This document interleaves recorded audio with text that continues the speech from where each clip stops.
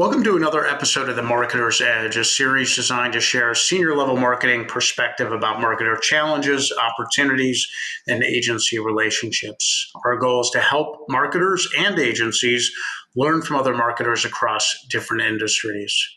Today, we're talking with Nick James, Vice President, Social Media for Sinclair Broadcasting, a diversified media company and leading provider of local news and sports. The company owns, operates, and/or provides services to 185 stations across 86 markets. Nick, thanks so much for joining us today. How have you been? I'm good. Thank you for having me. Absolutely. Happy Friday to you. So I've got a small handful of questions for you, but before we do that, can you tell me a little bit about Sinclair and what you do for the organization? I'd like our audience to know what kind of company it is and what you do for them. Yeah. So as you mentioned, Sinclair, we own, we have stations, 185 stations across the country. Of those, I will tell you the number changes all the time. I believe it is currently 68 are produced daily newscasts. Okay. Some Wow. produce up to 11 hours of news a day. Some produce less. Of those, 26 also have daily lifestyle shows that they do. And this year, we're actually doing a new endeavor as well. We're actually launching 4 national editorial brands that will aggregate content from all of those stations and give it a national platform. Nice. So, This is yeah, something brand new. yeah, something brand new. We are literally, this morning, I was in conversations with our CMO about the naming of the true crime handle we're doing. So we're going to have we're hoping to have that one up and running in the next 6 weeks. So. Got it. So the idea there is taking advantage of local content and getting national exposure for it on some level.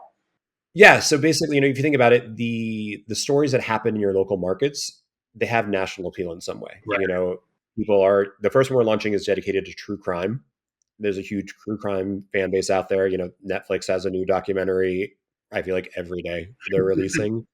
And we are often the first on the scene for those. And so we just see a huge opportunity to really lean into that, and amplify the content we're doing. Like I said, so the first one we're doing is true crime, obviously, which will have a darker slant. And then in a good way, the one that we're doing on the opposite side of the spectrum leans into the good things about our country. So it's really celebrating the people, places, and the things that make America great. So we'll have a dark side, we'll have a light side, balancing it out. So I won't just be staring at true crime photos for the rest of my life. I was wondering if you could talk a little bit about how you maintain some level of control over the social presence for 185 stations across the country. Yeah, so I believe the current number is we have 520, I can't talk. Across all of our stations, we have a total of 528 handles, whether it's Instagram, Facebook, YouTube, any of that. Obviously, that can get very chaotic. What's important to us, like my team as the corporate social team, we give all of our stations guidance, suggestions, best practices, all of that. Right. We also allow the stations to each operate independently. They each have to have their own brand voice. They have to have their own content strategy and any of that. But in order to help maintain any of that, we recently moved on to Sprout. I don't know if you're familiar with Sprout. It's a Yes. publishing, social listening, and analytics platform. So we've unified the entire company under that. So that way we can all kind of help each other and support each other. It's really, what I see as the benefit to something like that. Often, we will have stations in neighboring cities and still have stories that can be shared across each other. So Sprout really makes that easy for us. Yeah, I was going to ask you about how you maintain some modicum of consistency in the social space, but still allow for that local flavor to seep into each station's engagement with their audience. So, Yeah, I think for us, the way that we do that, we have what we're releasing to the stations now is one unified style guide. So okay. aesthetically, everything looks unique. Um, but where each station, or sorry, aesthetically, everything looks unified across all of the stations. Mm-hmm. What we're doing with each of the stations then is really doing a deep dive into who their audiences are, and the type of content they want. And we're establishing dedicated content, quote unquote, buckets, as we call them, for each station. So, in some markets, food may be a big thing because they have an evolving restaurant scene, but that may not be something that translates to another market. Obviously DC politics is huge. So that's a major bucket for our for WJLA, which is our DC station. Got So what we work with the stations is to identify those content buckets and then figure out what's the best type of content they can make within those. got it. How long have you been with Sinclair? I joined Sinclair. It was literally, well, what is today's date? 7 months. It is Okay. 7 months and Okay. 2 days. So some of this sort of style guide using Sprout, are these concepts that you introduced in coming into Yeah, the organization? yeah, 100%. Listen, I don't want to take full credit for anything. I think there were Right. probably a lot of things percolating in the Sure. background that people hoped we would have, Right. but they were really, when I came in, one of the first questions somebody asked me, they're like, if you could change something today, what would you change? And, previous working at Sinclair, I worked at Vogue, I worked at Condé Nast, places where Mhm. aesthetics are everything. And I told people, I was like, the first thing I would change is the visuals that we're presenting. Okay. In this age when people are swiping through feeds, you can't bury information in copy. You want Right. bold text on the images. You want to know within 3 seconds what that story is about. Right. Is it something I'm interested in? So that's why we designed this unified style guide for everybody that mirrors in many ways what you see in a broadcast, Sure. but also leans into like what you see in social. Was it difficult to get uh, everybody on board and moving? I'm thinking about like a franchise operation. That wants to change their name from Dunkin' Donuts to Duncan. Yeah, Probably a lot of resistance because there's not only cost but time involved. What yeah. what kind of roadblocks or not do you face in making this change? I think everybody is excited about having those new style guides. Everyone's excited about the aesthetic. They're excited about that. I think where we're experiencing a problem, if any, you know, is the learning curve with how to use them. I come from a world where I've always used Premiere, I've always used Premiere Rush, I've used the Adobe Suite. We have a lot of people who are on Avid. We have a lot of people who also now are using CapCut or Canva or things like that. Got it.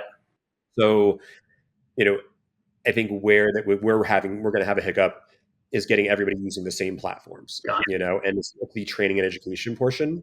I think of even, you know, something like Sprout. Sprout is a completely new thing to the company, but it's an amazingly powerful tool that you can use. So we are currently doing a 3-month onboarding process for that, where Okay. literally every 2 weeks there's a different training that everybody who's using Sprout goes through. So Okay. starting with, here's a 2-hour publishing module. Here's a 2-hour reporting module. Here's a 2-hour listening module. Here's a 2-hour engagement module. Right. Uh, you know, I think what we're being really cognizant of is giving people the training before the expectation of it being fully implemented. Like I would love to be able to say like, hey, it's a light switch. People are going to have this new brand aesthetic incorporated 100% of the Mhm. time tomorrow. That's never going to happen. Right. You know, What people need the advice? Go ahead. I'm sorry. I was saying like people need the training, and I think that's what people have to be cognizant of like we all come into things with different levels of Right. experience, and that's where it's even for me, it's I've had to learn patience because I know I know Adobe, I know Adobe Express, I know Premiere, and I have to stop myself often from being like, well, you're an idiot. Why don't you know how to do this? And remember, like, oh, I don't know how to use Avid. I don't Um, know how to do X, Y, and Z. So so, I have to practice so with that learning. other than counseling another marketer that's sort of going through a similar evolution, other than counseling them on being patient, what other advice would you give to a marketer that's kind of looking to change the game the way you've gone through it? What you've learned things in this in these last 7 months, I'm sure. So what counsel would you give another marketer looking to do something like you've done? Not necessarily in the broadcast space, but you know, kind of going Yeah. through a similar change. Yeah, listen, if I could go back in time, the thing that I would have done differently is had the rollout plan fully in place before revealing any changes that were coming. Okay, got it. Um, you know, for me, like we announced we had these style guides coming. We announced we were all moving on to Sprout, but we didn't necessarily have like the training plan in place. Okay. And I think what probably would have gone over better with everybody is if we had said, we're moving on to Sprout, and here's the training plan, and here's where, like, here's your goal line that you're trying to get to. We know it's going to be 3 months from now. Hmm.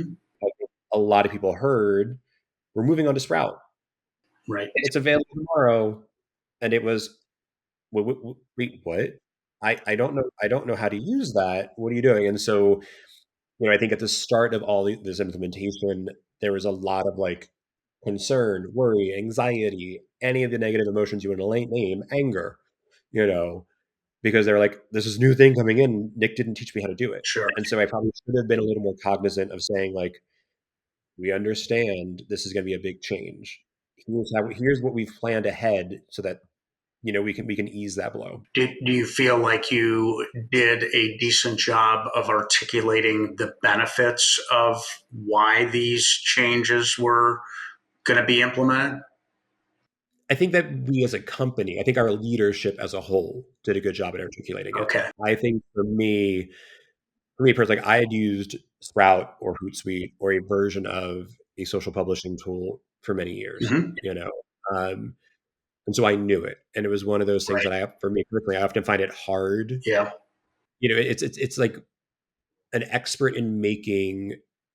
Uh, I think of I don't know if you're familiar with like Bottega Veneta bags. Bottega Veneta bags require a very intricate braiding process of leather. Literally, it's one piece of leather that is hand woven and braided, super difficult to do. The artisans that make it probably could never explain to you what they do because they've been doing it for 30 years. Right. And so I think for me, in rolling all these things out to the company, I probably again was like a little impatient, was like, well, we just need it. Yeah. Like, I can't explain to you why we need it. I can just tell you it's going to be better. Right. But I will say, like, I will always appreciate my boss did a great job at articulating what he saw as the benefit Yeah. once I been through it. Right. That's cool. That's I look at that as like, I'm a very Pollyanna person sometimes, and I look at, like, even if it was a negative experience, what was my takeaway? And so again, like, for me, it's, if I could go back, I would say to myself, great, make sure you are clearly articulating, you know, you know, this is going to be painful, mhm. but it is going to be worth it. Got it. So I'm going to take a step back from Sinclair and just ask more broadly, do you think companies in general are maximizing the value that social media can offer their brands? And if not, what are some of the bigger value components you think that they're not really taking advantage of? I think that companies need to rethink how they use social. Okay. Uh, you know, Previous to this, I used to work at HBO and HBO Max. When I started HBO and HBO Max, a lot of what we were doing was, running trailers or promos or things like that on our social account. And really, that's the stuff that people scroll past. Really, what people are on social for is to find engaging stories that, have emotional resonance for them. Right. So we started pivoting a lot of our storytelling. You know, we started pivoting away from traditional marketing assets into more story-driven assets. Okay. And I think that's what, like, brands need to think about. Like, it's one thing to put up a post about, you know, a we're opening a new branch of our furniture store in Fells Point, Baltimore. Instead, give somebody the why. Like, why was it important for you to open in Fells Point? What will be the benefit to Fells Point of having that store? I think that so often people just think of, like, let me give you the facts and figures of what we're doing versus, like, here's the story behind what we're doing, or the why of, like, what we're doing. With the intent of trying to better engage that consumer and make them feel what more a part of the brand. Yeah, because I think, like, for me, like, I know, like, the brands that I will be, I'm a unofficial brand ambassador for, that I'm an advocate for, that I talk about, are the ones that I actually feel like I have an emotional connection to. Right. It's not. I'm not going to go out and, like, post about brand. I'm not going to go out and post about something that doesn't make me feel something. Sure. And I think that's what people have the opportunity with social. You think about Instagram. Instagram was founded and started as a place to, like, spark joy. Yep. And that's what people want to share. What people aren't I'm not going to share, you know, a generic promo. I'm going to share like, oh my god, I saw this story and it made me cry, Yeah, or I saw this thing and you share memes with your friends. You share things that make you laugh. Like right. every brand has a story. Every brand has something they're trying to get people to do. Yeah. And so I think people tap in, it's the ability to tap into that's important versus just getting like, you know, in news right now, people often regurgitate press releases, but a press release is facts and figures. A press release is on this date, this product is launching and this is where to buy it. Cool.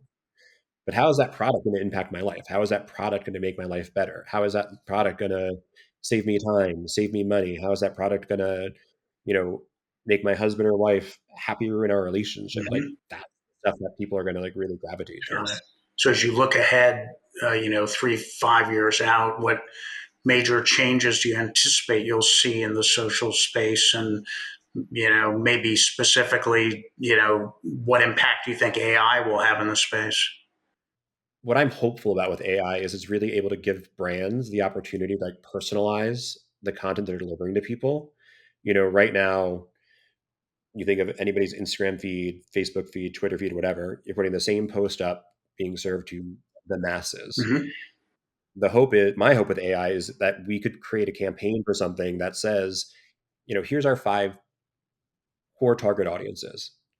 Take the same asset, recreate it for all of these so that they really does stand out to those people versus just one asset that you're hoping Right. resonates with 5 different groups of people. Right. What about just more broadly, kind of setting AI aside? Any changes you foresee happening as you look out over the next 3, 5 years in social media? Um, I think personalization will probably be a big thing. Okay. I think everybody complains about the way that feeds operate. The algorithms are always changing. Um, I hope that the platforms can figure out a better way to serve content to people. I think the experience of social, I think will probably become a much more immersive experience. I'm personally super excited about somehow getting $2,000 to go buy my Apple Pro, whatever it is, headset. I love the idea of like how can that like the AR experience be brought to people. I think that's going to be a great thing in marketing. We at Sinclair we're moving into doing a lot more like travel content and things like that with one of our new editorial verticals. Hmm. People can't necessarily afford to always travel, but there's a new way to connect brands with anybody anywhere if you can give them that immersive experience. And so I think that's somewhere where I'm excited to see where social goes and like how do you bring people together, you know, in a different way, where, people who are on disparate continents, different states, things like that. Right. Yep. That's cool.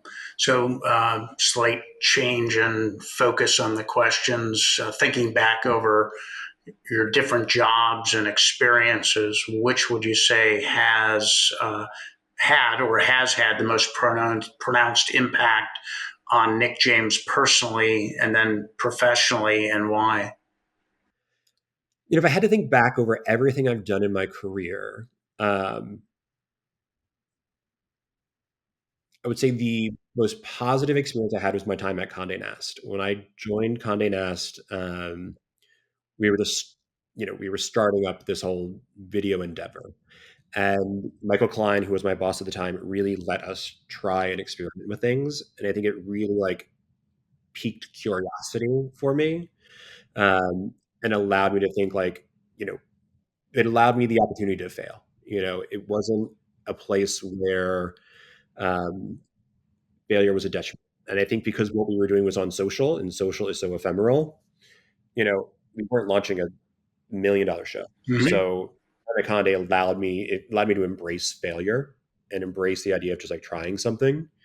Um, I think other jobs that I've had, I once took a job at a company that I thought was going to be a great opportunity. I quickly realized it was not for me. Mm-hmm. Uh, you know, I stuck with it as long as I could. But what my takeaway from that one really was like finding my own voice and finding my own direction. I think a lot of people end up sticking in a job because they don't know there's a million other opportunities out there, Right. you know. And that's why I stuck with the job. And then I realized I'm like I got to a point where I had to leave, and it led to me going to HBO Max, which led to me coming here. Yeah. So, So do you carry a lot of those principles that you've learned forward into like a job like Sinclair? oh, 100%. Yes. You know, I think um, I would hope that everybody out there, you know, you look at every job, every experience as like a growth opportunity. Yeah. You know, I think if you're not able to, from your successes and your failures, continue to learn something and evolve as a person, um, you're not succeeding as a human being. Like I think of, um, we're doing these things called disc assessments, which I'm sure many people out there have done disc assessments for themselves. I am now doing my third disc assessment. And we'll actually do it this weekend. The first two that I've done, what's interesting is they've always been different. Hmm. They've always been similar, but they've always been different. And what I see that is, it's like, oh, I can see an evolution of like how I changed, how I took feedback and adapted it That's awesome. into Yeah. this person. Um, yeah, I mean, somebody else was surprised. They're like, "Wait, it changes?" I'm like, "Yeah, of course it should change. Right. You won't always be the same person." Yeah. You know, if I did it 5 years ago, the person I was 5 years ago is not who I am today. Yeah. So, Yeah. So I'm curious, do you use any outside marketing service firms? And if so, typically what are you using them for? And if you don't use them, I'm curious, why not? the work that we're doing with outside agencies is really focused on new business development. Yeah. So, for example, right now I'm working with 4 different agencies to build up the brand identities for these new editorial verticals we're launching. Hmm. Those agencies really are focused on is one, doing the audience development opportunity for us, so identifying what is the white space within certain areas. Once we have that, we're identifying, okay, what would make our brand unique and how can we stand out? Hmm. And then they're helping us build up the like visual identity for each of the brands. Okay. And what we'll do once we have that, we bring that in house, and then we'll interpret it throughout the existence of the Got it. brand. Got it. So that each of those four agencies have unique specialties that you're tapping into? Yeah, so they do. Like, so for me, like with agency selection, I'll often look at like what their work history is, what they focused on in the past, and where they've seen successes.